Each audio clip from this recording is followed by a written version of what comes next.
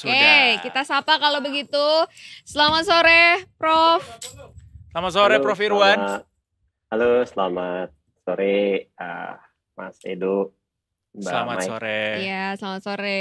Oke, Prof, tadi kita dengar sedikit introduction gitu atau bridging dari Edo ya mengenai pertanyaan besarnya adalah apakah kita perlu gusarkah dengan kondisi kita yang berada di Indonesia ini, dan juga boleh diceritakan sedikit mungkin Prof kondisi Indonesia these days hari-hari ini seperti apa terkait dengan banyaknya gempa-gempa yang mungkin yang akan terjadi ataupun bencana-bencana begitu yang akan terjadi ke depannya, Prof.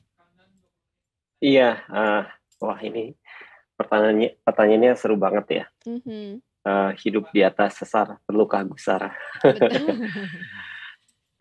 Iya, jadi yang harus kita pahami bersama bahwa sebagai sebuah bangsa besar ya, kita diberikan anugerah yang luar biasa. Sebagai proses dari tadi diceritakan proses tektonik yang cukup panjang, kita kaya dengan beberapa sumber mineral penting termasuk juga gas, minyak bumi. Itu bagian dari kekayaan kita. Tetapi di balik semua kekayaan tersebut ada potensi bencana. Jadi ini dua sisi dari koin ya. Jadi satunya ada kita diberikan anugerah kekayaan alam, tapi ada kalau kita balik di koin yang lain itu ada potensi bencana. Betul. Dan gempa atau sesar itu bukan bencana ya, itu adalah potensi bencana atau kita sebut hazard. Itu bukan bencana. Jadi bencana itu kalau misalnya kemudian bangunan menjadi rusak, kemudian korban infrastruktur kemudian terganggu, sekolah kemudian menjadi hancur, fasilitas kesehatan kemudian menjadi hancur. Nah, itu baru bencana. Tetapi kalau gempanya itu kita sebut sebagai potensi bencana. Berarti kan sebenarnya ada pilihan untuk kemudian ada gempa dan tidak terjadi bencana gitu.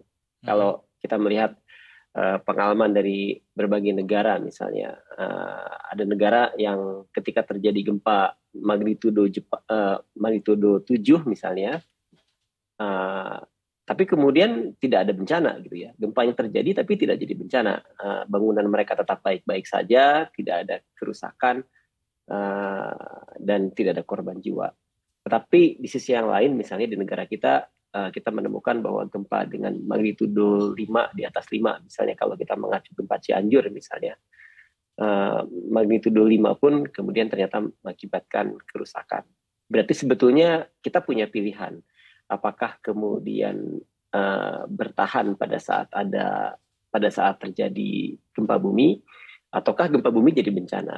Jadi pilihan itu ada di kita. Nah, apa yang dimaksud dengan pilihan tersebut? Apabila kita memilih mitigasi, kita memilih upaya pengurangan risikonya saat ini, maka selayaknya tadi sesar itu tidak perlu jadi gusar. Justru ini ya Prof ya, kita bisa berkaca dari negara lain dengan yang terjadi sejauh ini, hidup di atas sesar itu mereka tidak perlu gusar karena upaya mitigasinya bisa dilakukan dengan baik. Tapi Prof mau nanya ini dulu, kita letakin dasar definisi dari si megatrust ini dulu deh Prof. Megatrust ini apa bedanya dengan gempa mega-mega yang lain Prof, definisinya? Iya kan, jadi sebenarnya begini ya, para pakar itu mencoba mengklasifikasikan gempa berdasarkan kekuatannya lah gitu ya. Itu logis banget kan ya. Jadi kalau ada gempa terus ini gempa ini kecil atau gede gitu ya.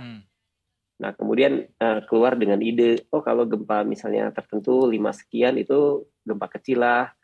Kalau 5 sampai 6,5 atau sampai 7 itu gempa moderate gitu ya, gempa sedang-sedang. 6,5 atau 7 ke atas itu gempanya gempa besar, big earthquakes gitu. Jadi small, medium, dan big earthquakes. Nah tapi terus kemudian kalau di atas 8 ini kategorinya apa ya? Apakah big earthquakes? Enggak deh, kategorinya bigger than big gitu ya. Yaitu kemudian keluar dengan ide mega. Jadi mega itu adalah gempa dengan magnitudo lebih besar daripada 8. Itu disebut sebagai gempa mega. Nah, kemudian ada kalimat yang kedua kan, trust. Trust itu apa? Yaitu pada saat gempanya di atas 8, tapi unik dari gempa megatrust itu pada saat gempa, bidang gempanya naik ke atas. Jadi secara vertikal terus dia uplifted gitu ya, dia tiba-tiba naik ke atas. Itu yang disebut sebagai trust. Jadi gempa di atas 8 yang tiba-tiba naik ke atas. Nah, kalau gempanya terjadi, dan biasanya di dasar laut ya, jadi gempa megatrust itu kebanyakan di dasar laut, tidak selalu, tapi kebanyakan di dasar laut. Nah, kalau terjadi di dasar laut, kita bisa bayangkan tiba-tiba dasar laut gitu tiba-tiba naik ke atas gitu. Nah, pada saat dasar laut itu naik ke atas, maka lapisan kolom air yang di atasnya pun kan akan naik ya. Naik, betul. Nah, pada saat lapisan kolom airnya naik ke atas, ya terus kemudian terjadi tsunami. Ya, meluap ke daratan jadi, gitu ya. Meluap ke daratan. Kita bayangin aja kalau ada ember terus kita naikin ke atas gitu ya. Terus tiba-tiba ya keluar kan, jadinya tsunami. Nah, karena karakteristik tersebut, maka gempa megatrust itu perlu kita berikan perhatian. Jadi karena magnitudenya 8, berarti goncangannya keras banget dong. Kalau misalnya masih ingat gempa 2006 di Jogja, itu kan magnitudenya hanya 6. Itu goncangannya pun keras. Ini bayangkan di atas 8, maka goncangannya keras sekali. Terus yang kedua, karena tadi ada kolom air yang terangkat, jadilah tsunami. Jadi kekhawatiran mendasar dari gempa megatrust itu adalah goncangannya kuat, kemudian kemungkinan diikuti dengan tsunami. Mudah-mudahan saya menjawab definisinya. Oke, terkait dengan megatrust ini, Prof, kalau di Indonesia itu ada berapa titik yang harus diwaspadai, atau mungkin kalau kita melihat dari kejadian-kejadian megatrust yang pernah terjadi di Indonesia begitu, Prof, ada berapa titik yang harus kita waspadai dan mitigasinya sebaiknya seperti apa? Mengingat bahwa setiap megatrust ini kan memberikan efek yang berbeda-beda ya, Prof ya. Ada yang mungkin ada yang menimbulkan tsunami kalau di bawah lautan seperti yang Prof sampaikan tadi, atau mungkin seperti likuifaksi kah? Apakah itu salah satu bentuk dari megatrust? Mungkin bisa dijelaskan, Prof? Ya, itu poin yang sangat penting, Mbak Mai. Jadi kalau kita bicara gempa, maka kita bicara bidang gitu ya. Jadi lokasi gempa terinisiasi itu titik poin. Tapi sumber gempa itu adalah sebuah bidang. Nah, bidang megatrust itu tersebar di kalau kita mulai dari paling utara dulu, yaitu dari pantai barat Sumatera ya. Jadi pantai barat Sumatera. Jadi dari mulai pantai barat Aceh itu pernah terjadi kejadian gempa 2004 bulan Desember, terus turun sedikit. Pantai barat dekat dengan Sumatera Utara, misalnya Nias gitu, itu pernah terjadi gempa tahun 2005. Terus turun ke bawah, itu yang menjadi isu sekarang, yaitu di sekitar Mentawai. Itu belum terjadi gempa. Nah, terus kemudian turun lagi di sekitar pantai barat, di sekitar Bengkulu gitu ya, itu pernah terjadi gempa 1797, 1833 itu pernah terjadi. Terus kemudian turun ke Selat Sunda, ke selatan Pulau Jawa itu pernah terjadi juga. Pernah ada terjadi gempa di Pacitan tahun 1994 kalau tidak salah. Terus kemudian itu bergerak ke pantai selatan Bali dan terusnya gitu ya. Nah, terus kemudian wilayah lain di Indonesia Timur, di bagian utara dari Sulawesi, terus kemudian di bagian utara juga dari Pulau Papua, dan juga di bagian timur dan barat dari Halmahera ke Sangihe, Talaut di bagian ke atasnya, ke bagian utara. Kita sebut sebagai zona subduksi ganda, double subduction. Nah, itu kira-kira wilayah yang berpotensi untuk menghasilkan gempa megatrust. Prof, mau nanya soal ini, gempa itu bisa diprediksi nggak sih, Dok?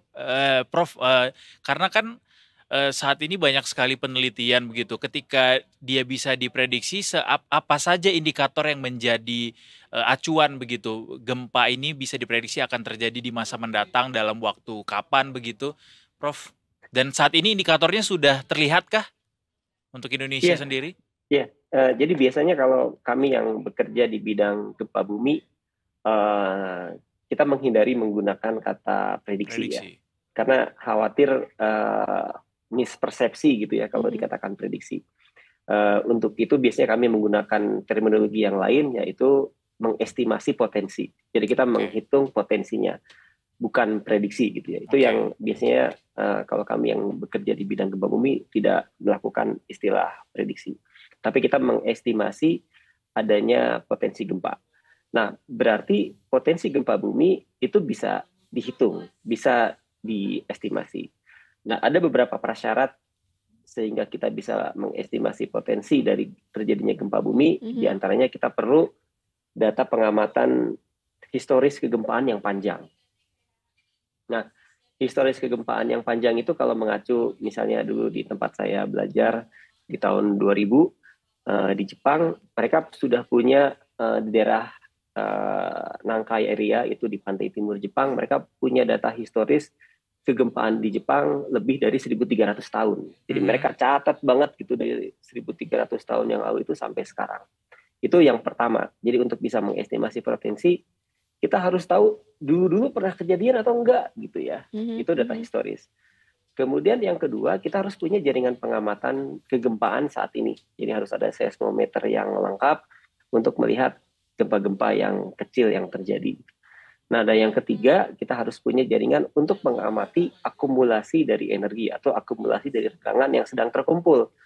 Ini sekarang ini sedang ngumpul nggak akumulasinya gitu ya. Dan untuk itu perlu ada jaringan pengamatan yang kita sebut GNSS atau pengamatan GPS untuk mengestimasi regangan. Jadi mengetahui adanya potensi gempa, mengestimasi potensi gempa itu sudah bisa dilakukan saat ini oleh para peneliti.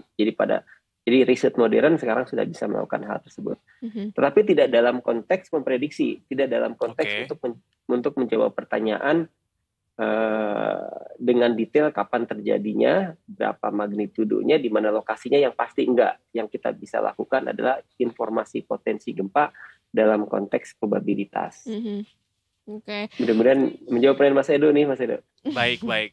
Oke, Prof, kalau gempa ini bisa diestimasi, mungkin bisa membantu menjawab pertanyaan saya tadi, bagaimana cara memitigasi kondisi yang kira-kira berpotensi untuk menimbulkan bencana begitu ya, Prof ya, agar tidak terjadi, karena mengingat efek dari megatrust sendiri ini kan berbeda-beda gitu tiap daerah. Iya, itu poin yang sangat penting. Terus kalau udah tahu potensinya, terus kita mau ngapain gitu ya? Tidak hanya untuk menjadi bahan riset saja gitu ya. Itu kemudian harus menjadi dasar dari banyak hal, termasuk dasar untuk pengambilan kebijakan. Nah, tentu saja kita berharap bahwa kita sebagai sebuah negara besar bisa tangguh dalam menghadapi bencana ya. Jadi pada saat kemudian gempa terjadi, ya kita tetap tangguh. Nah, untuk itu ada beberapa hal yang perlu dilakukan. Yang pertama adalah peran pemerintah menjadi sangat sentral ya. Jadi kita masyarakat bisa berbuat sesuatu, tapi untuk dalam konteks mitigasi bencana, khususnya gempa bumi, itu peran top down itu menjadi sangat penting. Apa yang perlu dilakukan oleh pemerintah? Di antaranya seperti yang tadi, memperkuat riset, kemudian memperkuat jaringan pengamatan, kemudian melakukan upaya pengurangan risiko bencana dengan aspek tata ruang gitu ya. Jadi kemudian kita bisa membangun di suatu wilayah ataupun ada daerah kalau ingin dibangun perlu catatan tertentu dalam proses pembangunannya. Perlu mematuhi kode bangunan tertentu. Jadi kalau ingin dibangun dia harus tahan secara struktur dan secara geoteknik, dia harus mampu untuk menahan goncangan seberapa kuat gitu.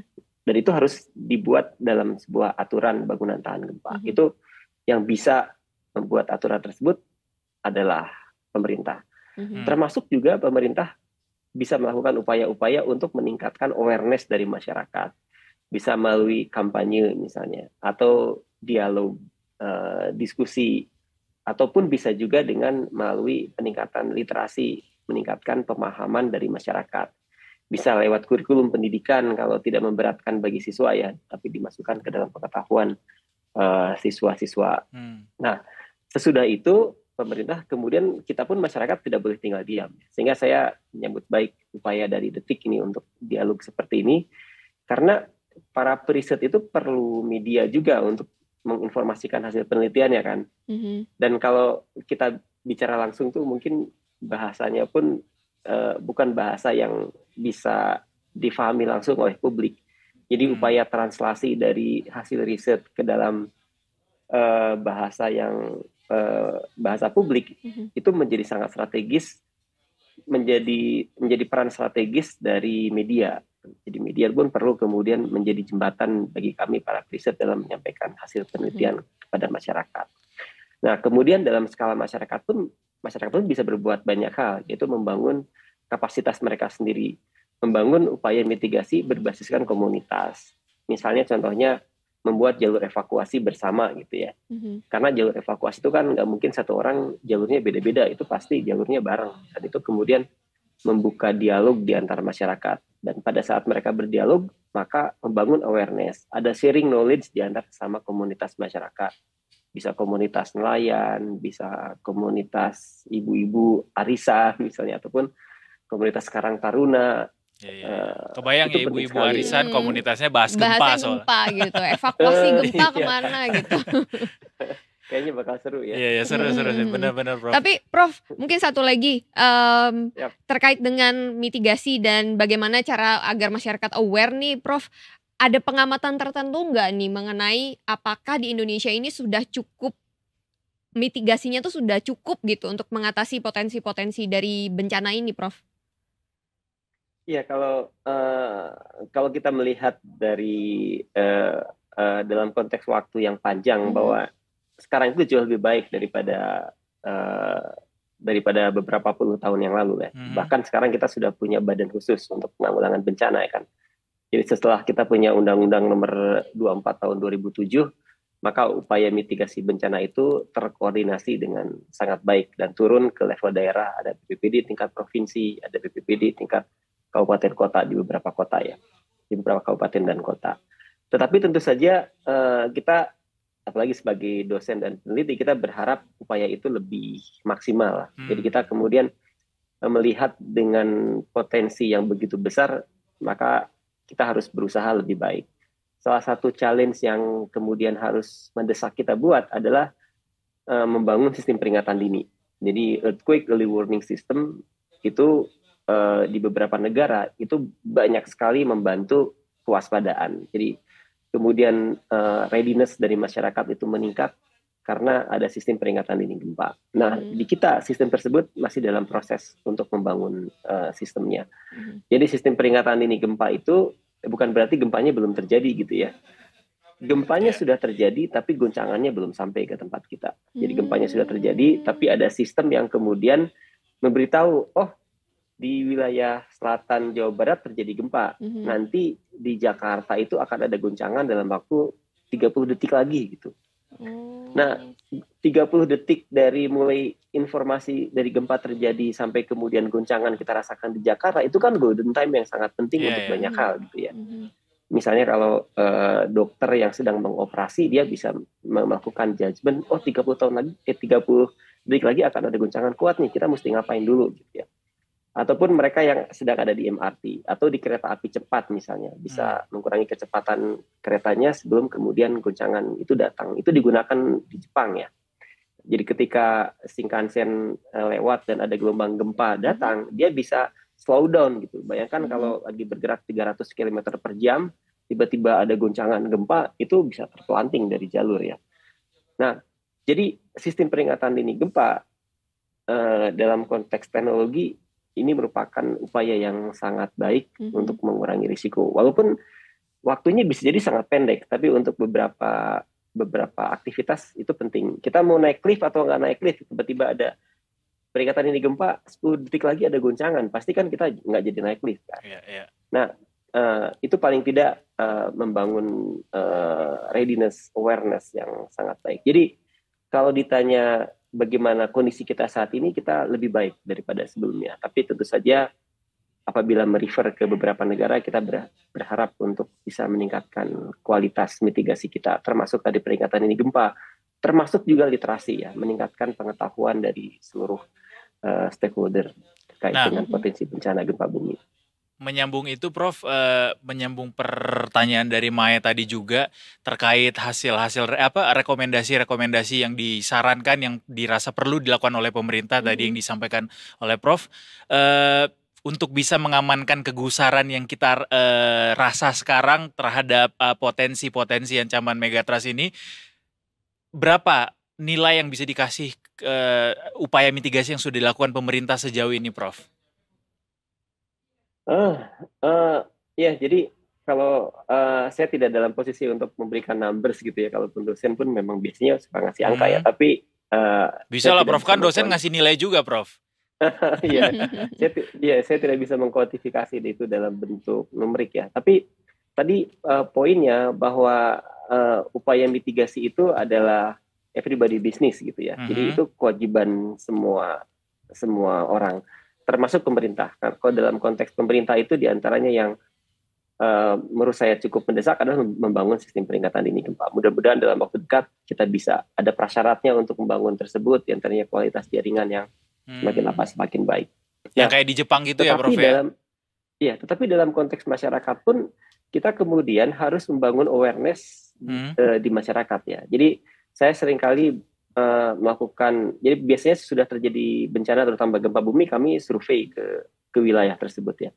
Dan kita selalu mendapatkan jawaban untuk pertanyaan, jawabannya sama untuk pertanyaan apakah Bapak Ibu, jadi kalau kami nanya apakah Bapak Ibu mengetahui bahwa tempat tinggal Bapak Ibu berpotensi gempa bumi, maka dimanapun kita bertanya jawabannya itu tidak. Padahal jelas-jelas wilayah yang ditinggali itu berpotensi gempa. Jadi ada persoalan serius, yaitu prioritas dari masyarakat. Jadi ada persoalan serius meningkatkan pengetahuan dan literasi dari masyarakat. Nah, karena apabila pengetahuannya sudah terbentuk, maka kemudian pengambilan keputusan yang diambil itu akan sesuai dengan pengetahuan yang dimiliki, termasuk prioritas-prioritas dalam membangun bangunan.